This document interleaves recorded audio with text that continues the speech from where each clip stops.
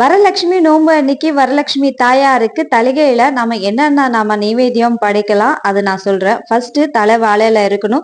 ரெண்டாவது பாத்தீங்கன்னா நம்ம சமைக்கிற சாப்பாடுல ஆனியனும் கார்லிக்கும் சுத்தமா நம்ம சேர்க்கவே கூடாது. இப்போ ஒரு 4 விதம் ஒரு நெய்வேத்தியம் நான் சொல்றேன். இதுலதான் உங்களுக்கு எது கம்ஃபர்டபுளா இருக்கோ, நீங்க பிகினர்னா உங்களுக்கு சிம்பிளா செய்யணும்னா அதுவும் நான் சொல்றேன். ஃபர்ஸ்ட் வரலட்சுமி தாயாருக்கு ரொம்ப பிடிச்ச சக்கரை பொங்கல் நம்ம சமைச்சிக்கணும். நம்ம எந்த நெய்வேத்தியம் படைச்சாலும் அந்த நெய்வேத்தியத்துல சக்கரை பொங்கலும் இருக்கணும்.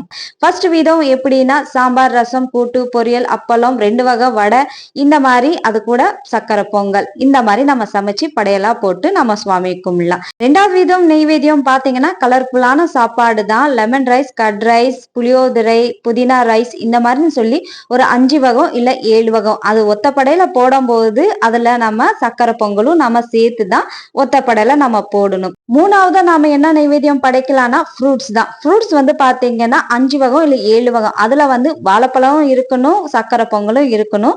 ஒத்தப்படையில அப்படி சேர்த்து நீங்க நெய்வேத்தியமா படைக்கலாம். இந்த 4வது நெய்வேத்தியம் பாத்தீங்கன்னா ரொம்ப சிம்பிளா எளிமையா பூஜையை முடிக்கணும்னு நினைக்கிறவங்க வெறும் சக்கரை பொங்கல் மட்டும் சமைச்சு நெய்வேத்தியமா படைக்கலாம்.